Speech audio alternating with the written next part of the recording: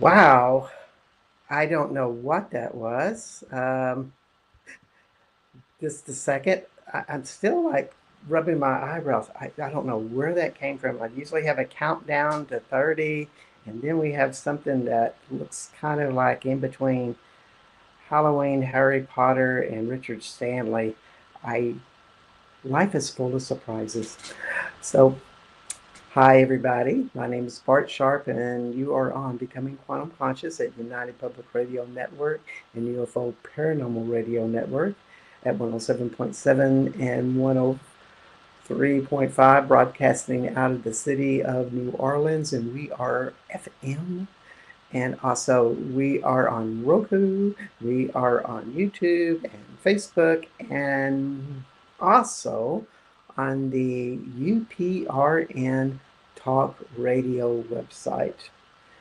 And wow, I'm still kind of reeling about that introduction. I don't know if I'll push the wrong button or what, but here we are.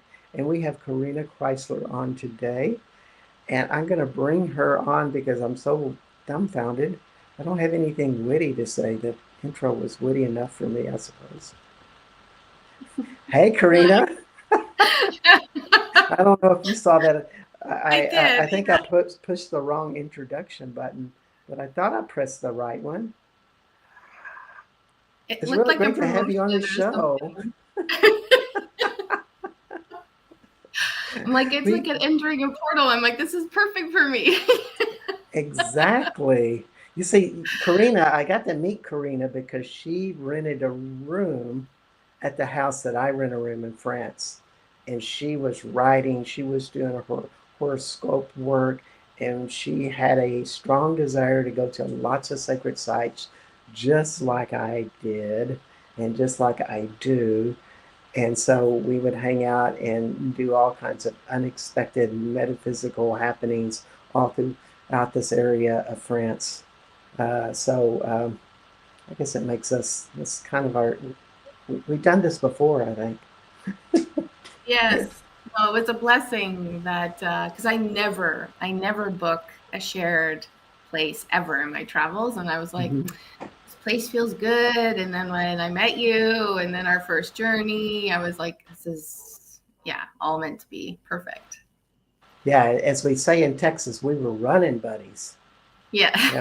That was kind of it. But as I got to know Corina, I got to really know what a master astrologer she was. And not only in common astrology, but Vedic astrology. Am I correct to say that? Not Vedic, like more Egypt. Yeah, I know what you mean. Like more ancient.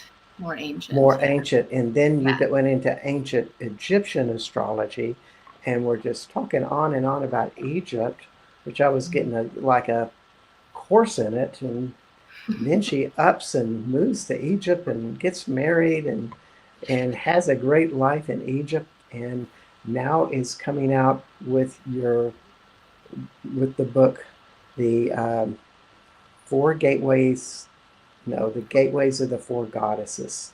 The Four Gateways of the Goddess. Yeah. Yes, which will be coming out in October. And I've been reading it.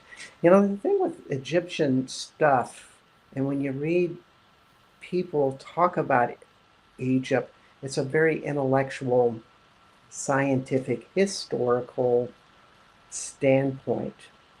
And it feels very dense.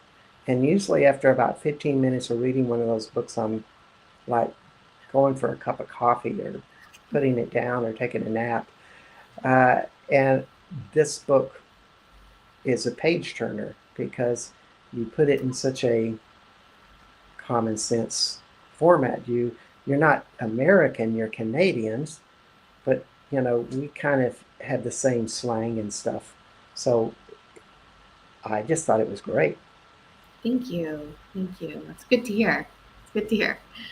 Yeah, Because yeah, yeah. normally the way I talk about things, sometimes I am a little too esoteric. So I've had to, I really wanted to make this like a practical guide, because that's exactly what it is, a practical guide, to take you through these gates with these goddess archetypes. So But that's the problem with Egyptian knowledge is we don't have the common basis a lot of times that we need to yeah, format it into our own head. And call me, learning disabled or whatever. I'm not offended, but I needed something like this. With one of the first concepts you bring into the book is the goddesses aren't people. And when we think of goddess, and most of us, have had some sort of a Christian, Jesus, Mother Mary, Mary Magdalene, etc. background, and those were real people. yes. However, the goddesses of Egypt are different. Yeah, and that was something I really had to unlearn, when I moved here. Luckily I'm married to, Hakeem Awyan, who is just like a, you know, living within a mystery school type of life. Um, who, did never he was really gentle with his way of teaching me, but um his grandfather is really the one that sort of brought this to light. But to look at the gods and the goddesses as aspects of nature, like they're living parts of the universe that we're not separated from. And that was his whole point with everything, is really understanding, our potential and what we're really connected to, and that we have all of these aspects within us, and the long game of separation from that type of power, right? Because that's essentially what it is. This type of information, this type of knowledge is very powerful.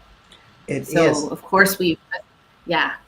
So of course they've separated us from this type of archetypal wisdom that we have within us, because what happens when we really connect with that is us being within ourselves too, and within nature that we are around and surrounded by all the time.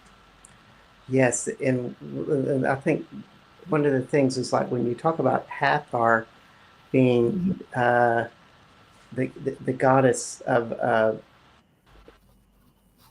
I guess of the universe, and then Nut is the goddess of the sky. Yeah. You're talking of a collective conscious energy and something, which really brings me to the fact because a lot of us do energy work and we want to connect with the stars or the earth or you know these elemental beings, so to speak. Yeah. And so when we start to say I would like to connect with Nut, maybe the Egyptians have created a collective consciousness where there's a kind of like a beingness in their relationship with the sky itself, because Yeah. that's kind of like the key to get into that reality. Yes. Yeah. Exactly. Like when you always see Newt with her feet touching the ground and her hands touching the ground and her sky, like an archway, in the sky coming down. And that's a perfect example of thinking of embodying the sky, or the whole concept that Egyptians really hold on to, is that as above so below, as within so without. Even within that, her energy, it's still not separated from the earth. It's all part of one big thing. But the way to create that embodiment, with Newt would be to have a type of consciousness of what happens when you look at the sky, when you connect to the stars, when you look at the sun, when you follow astrology, because astrology for me has never been wrong. So when you have that interconnectedness with that type of energy, then it just is going to empower that part of yourself. Indeed. You become it, as you have all your years. How long have you been studying astrology? I mean, almost like when I talk to you, there's such a confidence and security and knowingness. It's like you just wonder if you didn't, like start in preschool or something. Yeah. Well, one astrologer that I met with, a really famous one, said your birth chart shows what type of astrologer you are. And my birth chart definitely has a part of it that has a very strong connection to information or being able to connect to resonance from past lives. So there is that inner knowing, I think, that I have. But I started like following the moon cycles when I was in my late teens, and did moon ceremonies, did a lot of women's circles, until I became like a professional astrologer, was in my mid-30s. So about 10 years I've been a professional astrologer. And I have a bit of a different way of reading. There is an intuitive part to it as well. And I think that's maybe a missing piece in modern astrology is it's an art form. It's a reading a birth chart is looking at all the energies and the cycles within the cycles, and the wheel as itself as something, as a path, of our personal evolution. So that's what I attach a lot of my way of how I do it. But yeah, for about 10 years I've been a professional astrologer. And when you see a chart, from what I can tell, and which you gave me a reading just because I was your running buddy, but you seem to like. Well, let's see. Another person calls it your greatest limiting emotion, but you seem to connect to some of the great fears that people have. Or, you talked about it with Sekhmet, which you had to go into the goddesses here, but it's that path of like, if you know your greatest fear, you're really, that's a great asset, although it may be painful. You may not like it. However, I see it as pretty valuable. Yeah. And you see that in people. Yeah. So when I first started reading charts, and I wasn't taught this, it was just something that came to me, was pain and fear. And staying in that cycle of pain and fear. Because a lot of times it's subconscious or, repressed. You're trying to cope, you're trying to achieve goals, you're trying to find love, you're just trying to like get through the day sometimes, So, so sometimes it's just as something we don't face, but it's the thing that once we face it, that changes everything. And that's really what the gates are about too. The gates are about like facing these big things in our life that are evolutionary, that take us through the next sort of phase or stage or the next level of enlightenment, Indeed. We want to say hello to Mort Ali. And if anybody has questions for Corina, just bring them onto the chat. So true. And when we talk about the 4 gateways of the goddesses, maybe we ought to just give a little bit of overview about the goddesses. And once again, it's given me a whole different idea of what Isis really is all about. Yeah. Just by reading the first 2 chapters of your book. Thank you. Well, I guess so first of all, this book came out because of a mentorship I did, a group. I used to do small groups with women. And the last one I did, one of the girls who's quite successful said, you need to put this in a format that is accessible to more people, like a book or a course or something.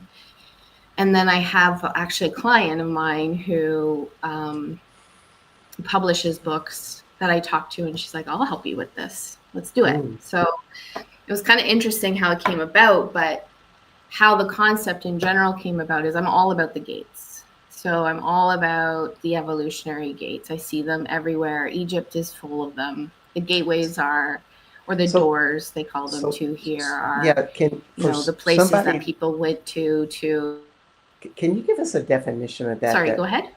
can you give us a definition of that so a non-Egyptian astrology type of person would have a better idea? What's a gateway?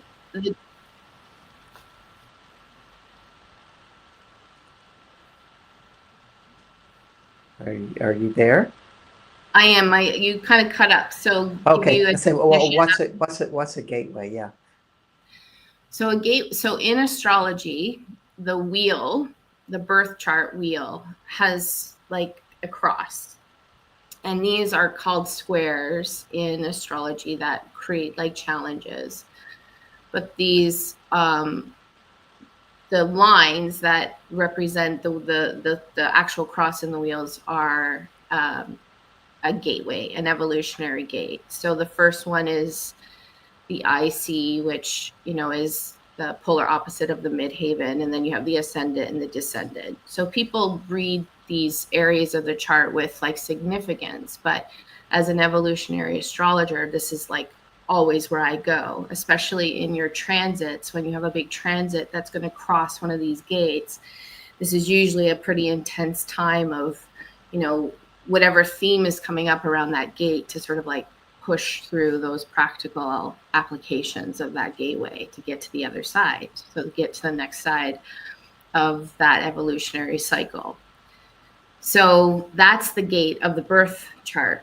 But when you come to Egypt, the gates are everywhere too. So then I started being like, okay, so these gates are following me.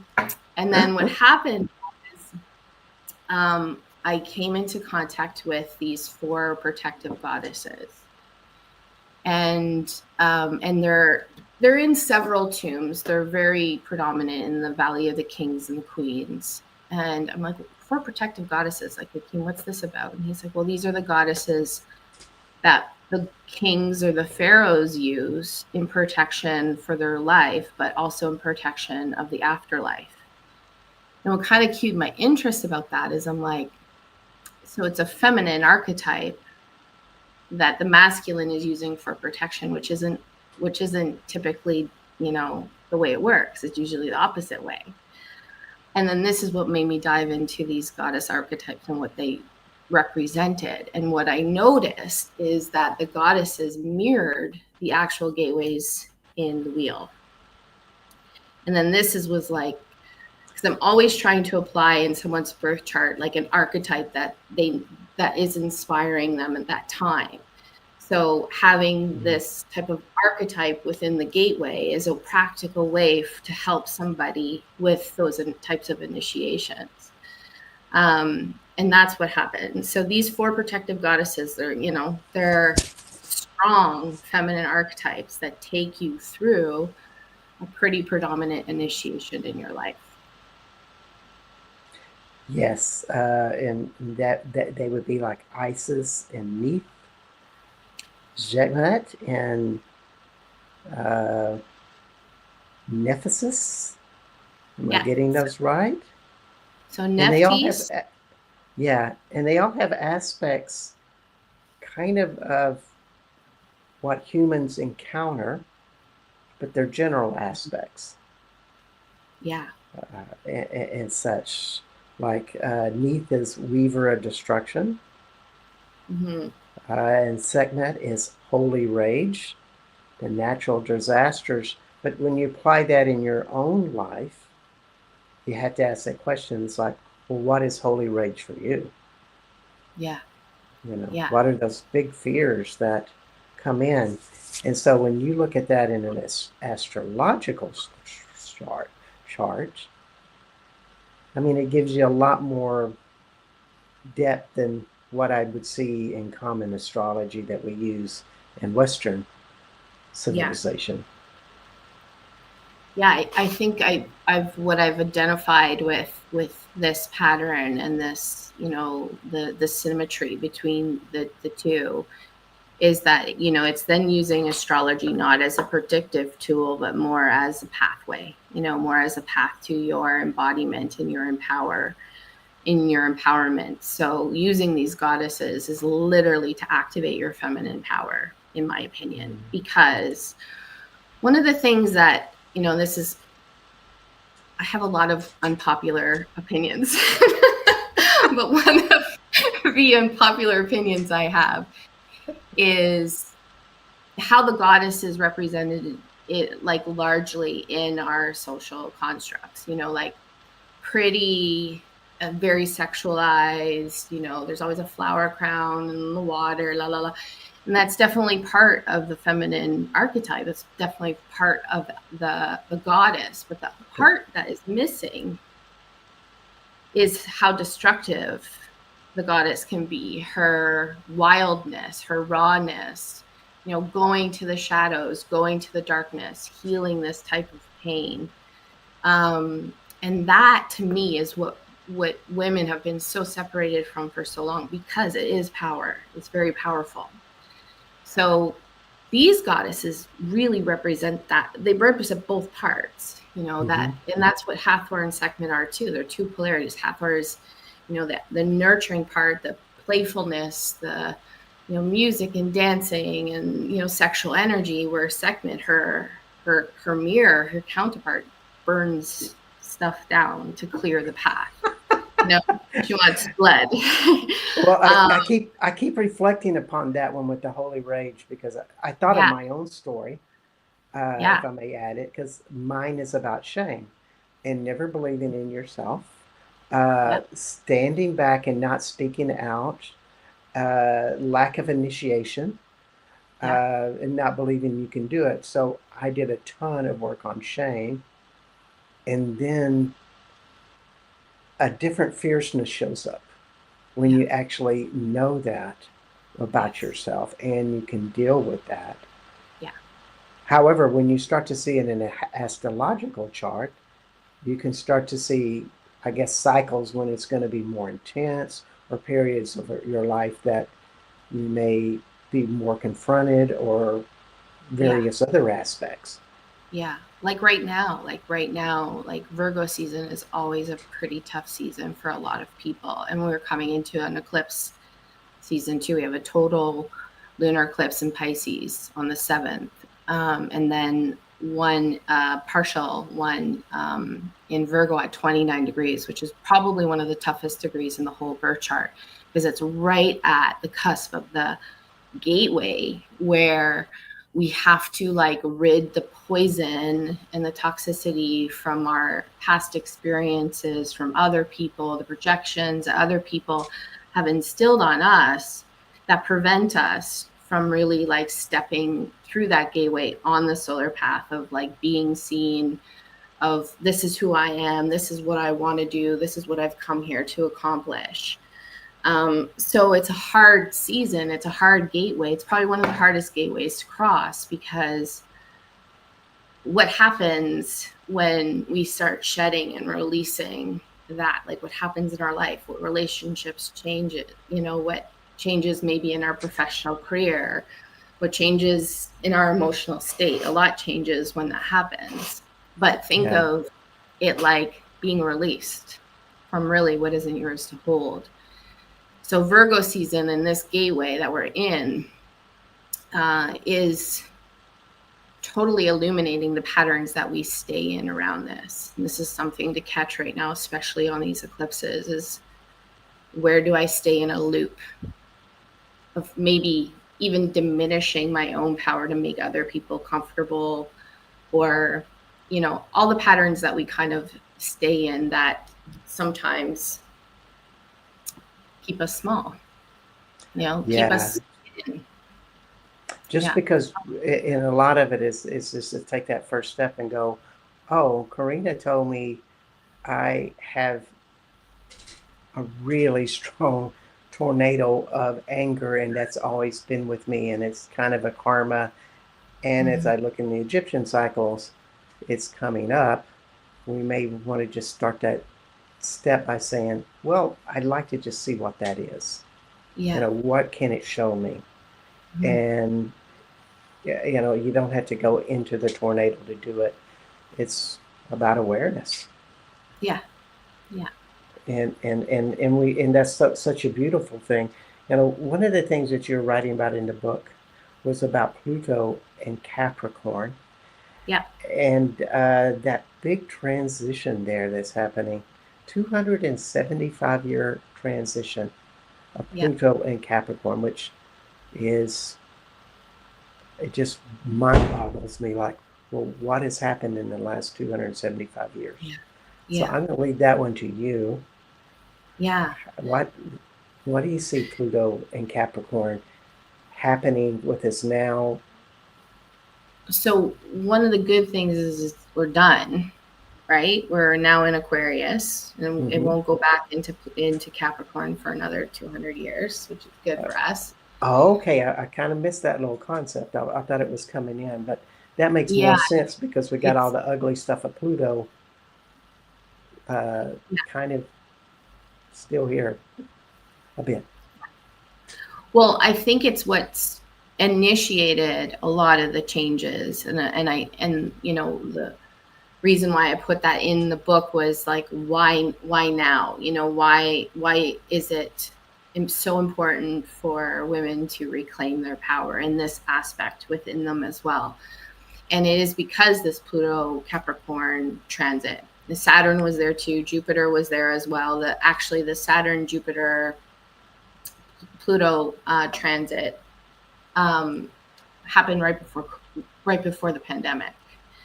Okay. So a lot was initiated in terms of looking at our internal structures, looking at the masculine energy that's being seen in the world, and looking at,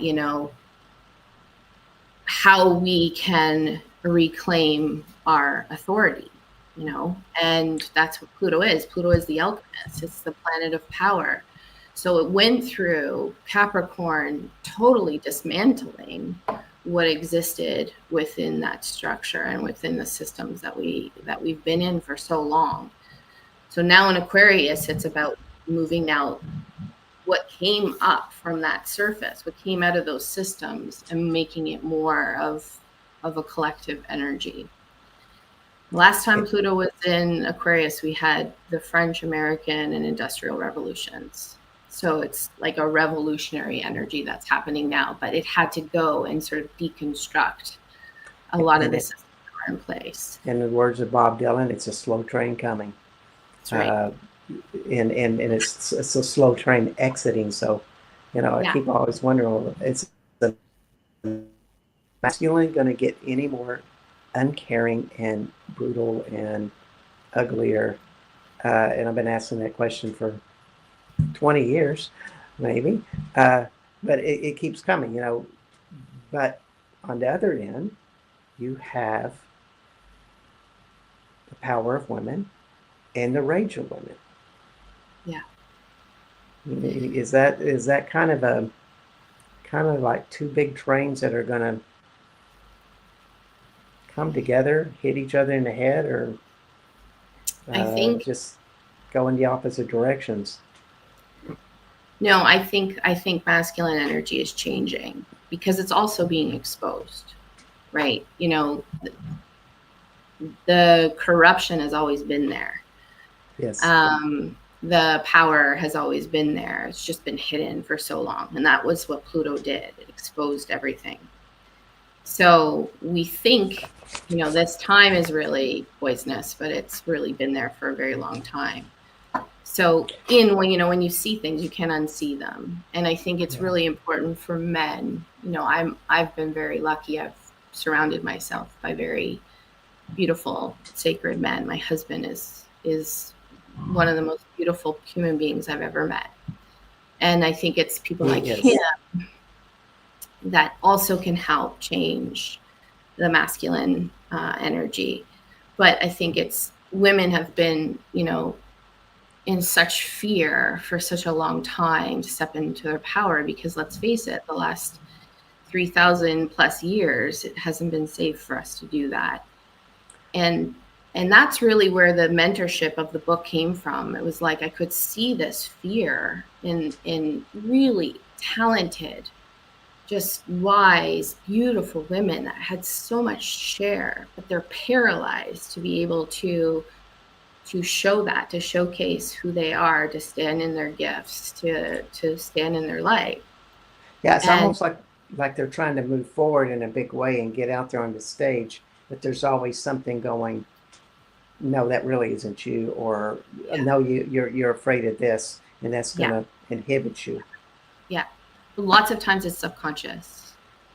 And a lot of Yeah. times it's subconscious from, like, if you're an evolutionary astrologer, you believe in past lives, or, well, a lot of people believe in past lives, but in evolutionary astrology, you definitely believe that it is the evolution of the soul, not this lifetime, not this body. So if you believe in that concept, then of course you believe that you remember your lifetimes. So what we hold in the body, the fear that we hold in the body that we might not even be aware of, has such an influence on how we step into our power. So So when you, go sorry, ahead. go ahead. No, So you when go you ahead. work through these gateways, they're literally the gateways opening up those fears, those subconscious beliefs, really understanding, what our destiny is, what our magic is, when I stand in my authority and my light, what does this really mean? But we have to create awareness. We have to create a container for that to happen. To just do it is not going to work for most people. Indeed. And I just want to make this comment, and then I have to go give a midpoint in the show.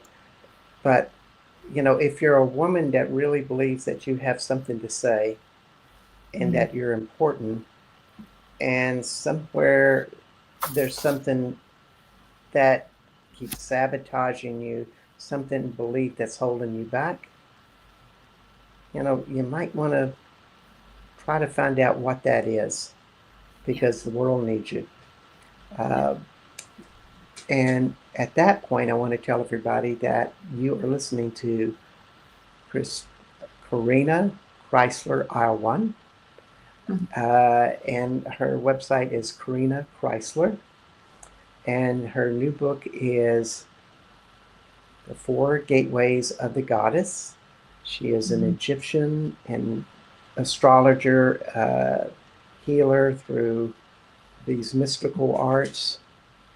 Um, and my name is Bart Sharp, and this is Becoming Quantum Conscious at United Public Radio Network and UFO Paranormal Radio Network at 107.7 and 103.5 FM out of New Orleans. And let's change the topic a little bit, because you know I am really baffled about Isis as I read this book. You know, because she's like the mother of 1,000 names, and I'm thinking about, well, if I try to see uh, Isis as not something as a being, but as a energetic presence, much like Sek, Sekhmet or Nut or Hathor. Could you just give me a little bit of idea what that magical presence of Isis could be or would be or shows up Yeah, as in your life? yeah. So she's, the great mother in Egypt. The mother of Horus. So she's has that archetype of birthing. But her story of her energy is being able to resurrect Osiris.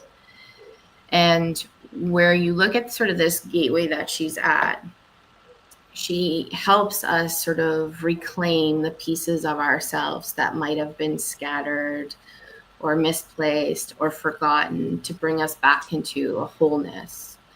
And in this wholeness, this is where, you know, we peak in our light in the birth chart.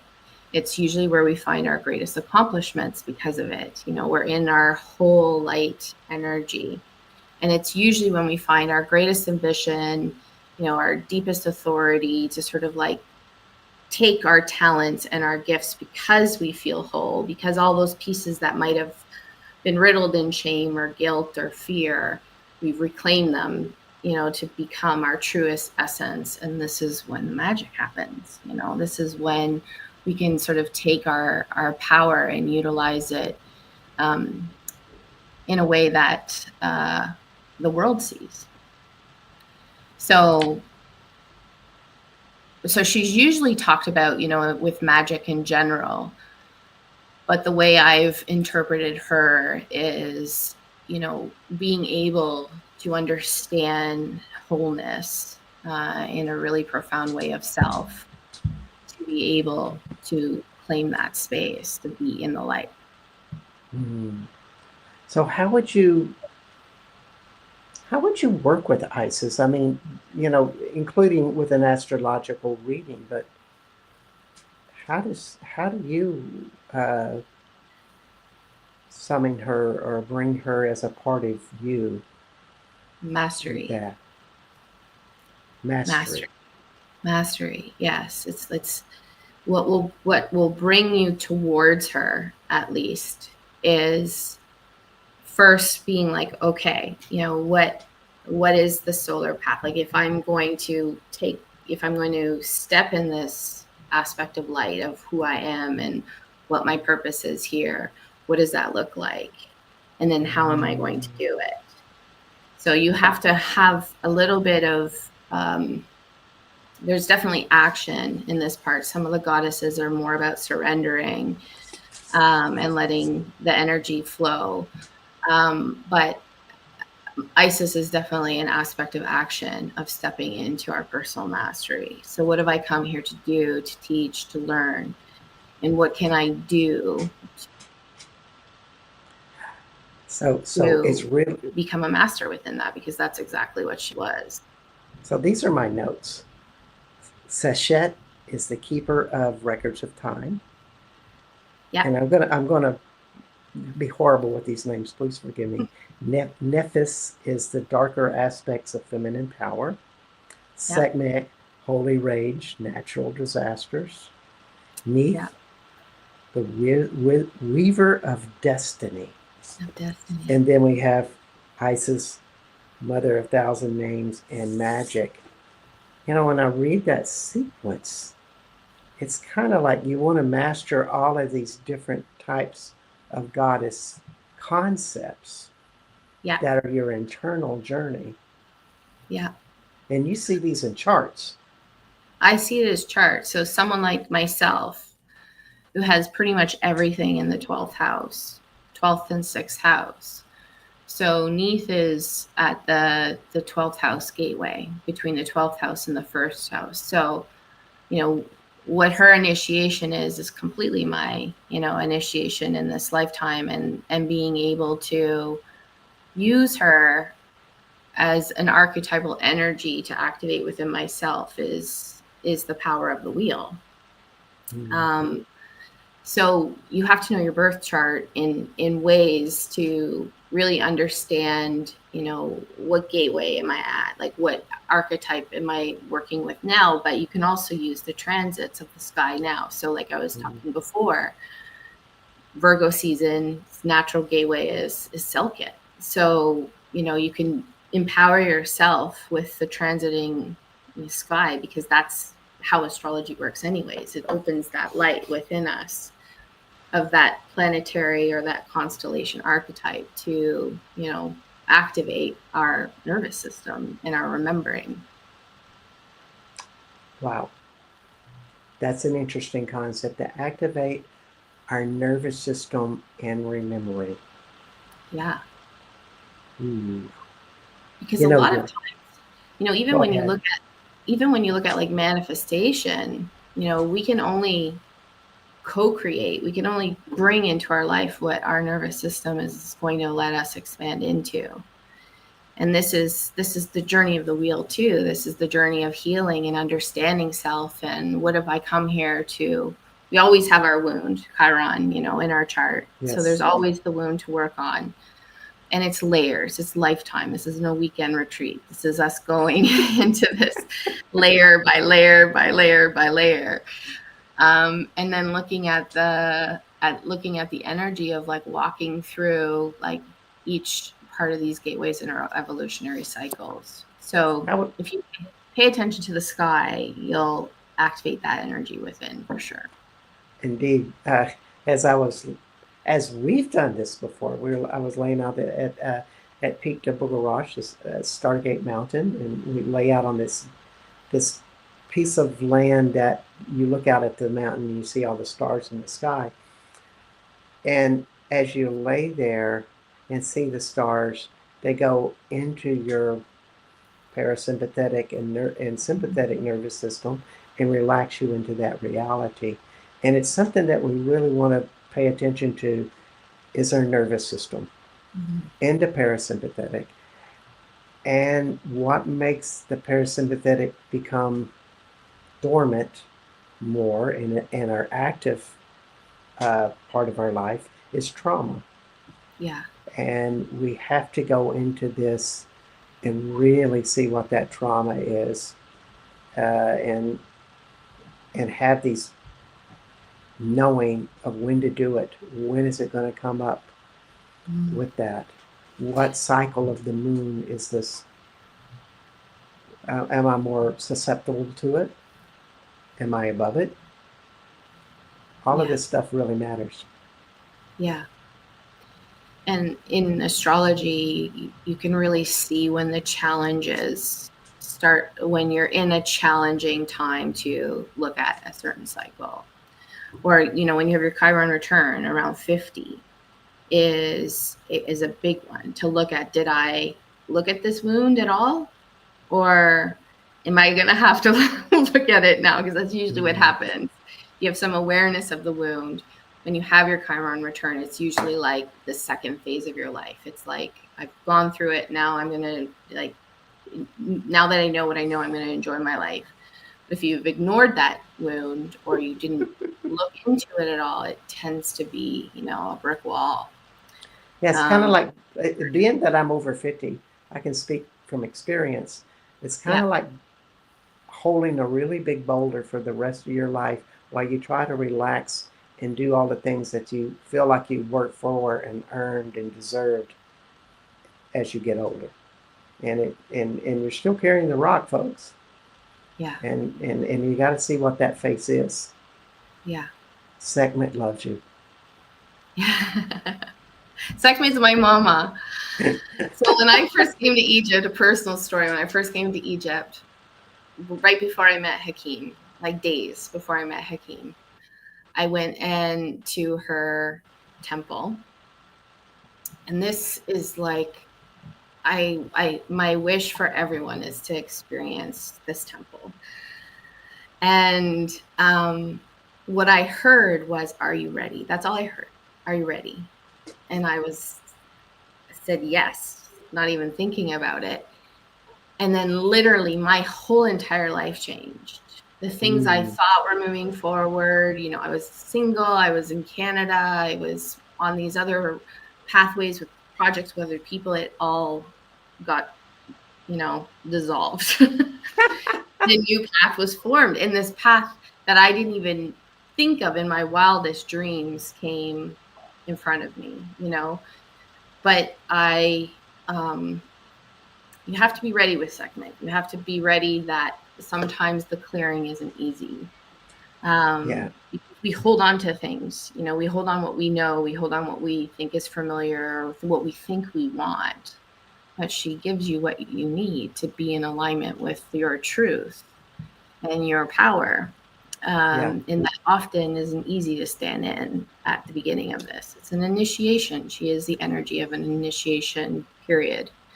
Um, And those periods happen differently for different people at different times with different yes. intensities.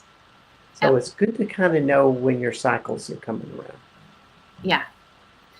Yeah. It's good to know your birth chart. It is your cosmic map. It is like literally your composition. And even if you don't have to understand astrology to know it either. And even working with the gateways in the book will showcase, a part of your life, a part of your cosmic blueprint that you maybe didn't know of before. Yeah.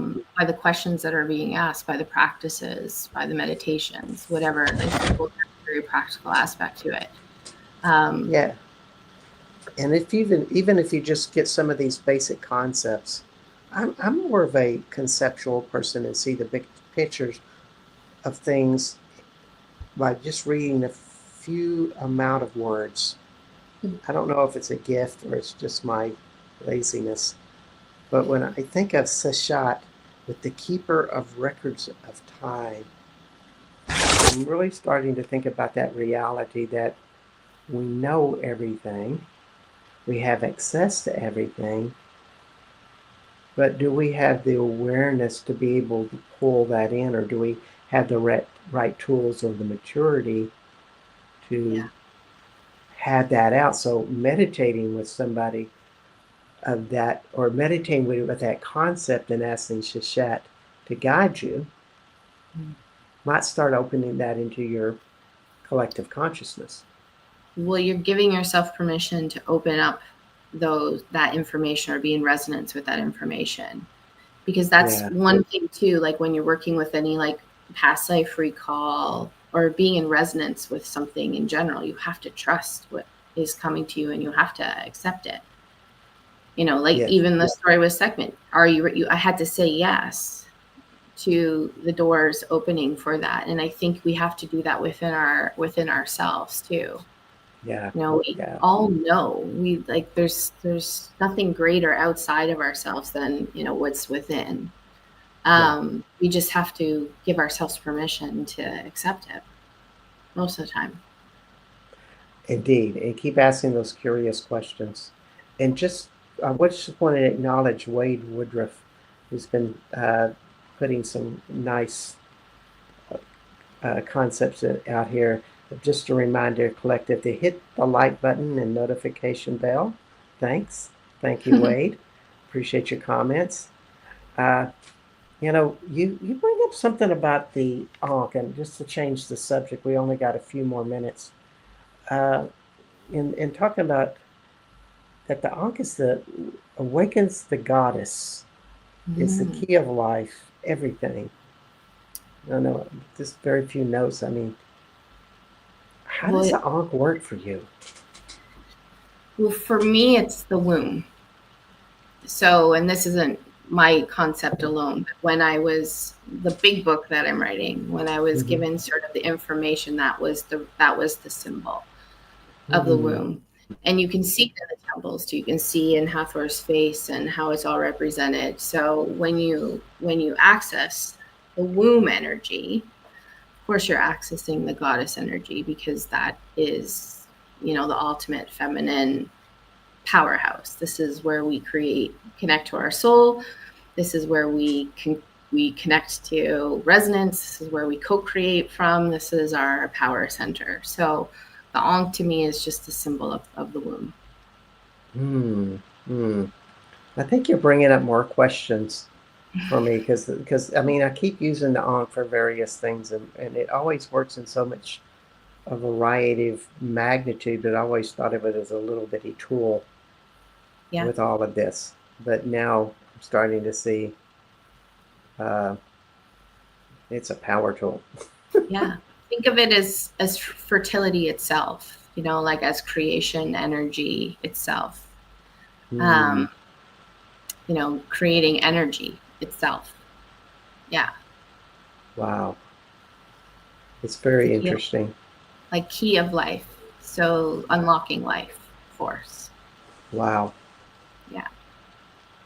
It certainly is. It really gives you a perspective about the Egyptian gods and goddesses, or the goddesses, as a complete whole being with many parts, but you use the different goddesses to find what you need at that given time. Yeah, it's aspects within ourselves. It's all the aspects that we contain. We're not separate from any of them. Some lay dormant sometimes, some are activated at some time, some we're being initiated into. But they're aspects within ourselves that create, whole being, a whole life. Interesting. It's so good. And here we are in France, and they're always talking about Mary Magdalene being a sister of Isis, and I don't think, you know, ISIS mystery schools, Yeah. and such. Has any of those perspectives, because we were both hearing these stories, what, 4 or 5 years ago when you're here? I can't even remember now. 4 years ago.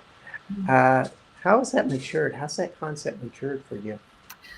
That's a big one. I believe Mary Magdalene. I have no way of proving this. I've really come to sit with the idea that I will never know. I'll never know what she would have said, or what she would have done, or what she would have, what her teachings necessarily really are. But I know within myself what draws me to her. But I believe that she was a human being. Obviously, she was a human being that mastered the Egyptian teachings. Mm-hmm. So whether that was the teachings of Isis, whether that was the teachings of Hathor, whether that was the teachings of Neith, the goddesses of the bees, all of these things are so connected to what I believe her teachings were. And I think she had access to a lot of those teachings and was such a powerful human being that was just able to master them within Wow. her life and within her consciousness. Well, I tell you, I am looking forward to October 9th, when the Thank Four Gateways of the Goddess is released. you. That's October 9th, The Four Gateways of the Goddess by Corina Crysler, Awyan. You can get it on various online bookstores. And it's going to go into this. It's given me just, you know, in this short time, because you sent me a part of the book and I've read it. And I was just so excited to have this interview, and I'm more excited, and I hope everybody else is more excited about uh, all of what this is to offer. Um, I'm so grateful you've been on the show, Corina. And Thank you for having me. why don't you think of one last bit of wisdom? Also, you can catch Corina and have private sessions with her website, Corina Crysler, and that's CRYSLER, CorinaChrysler.com, and get a lot of great work from that way. Uh, you think of parting wisdom, and I will say that you have been listening to Corina Chrysler Ireland, and this show is Becoming Quantum Conscious. I am Bart Sharp, and you are on United Public Radio Network and UFO Paranormal Radio Network, 107.7 and 103.5 out of New Orleans. Next week, I'm going to be doing a solo show, unless something changes. Uh, and I might. I got an idea. It's kind of going to be fun, but all I can say is next week's show is going to be deep. Mm. Like you, I'm working on a book, or you're finishing book. I'm still editing and coming up with some bold concepts. So I'm going to spin one of those off. So what parting wisdom do you have? And you've got 20 seconds, I'm sad to say. Well, in lieu of eclipse season, especially Pisces and Virgo, I guess the mantra I've kept to myself and is probably important for everyone is just set her free. That's what I keep hearing. Set her free, be yourself, cross this threshold of worrying and diminishing, who you are for other people, and just be free. It's good wisdom.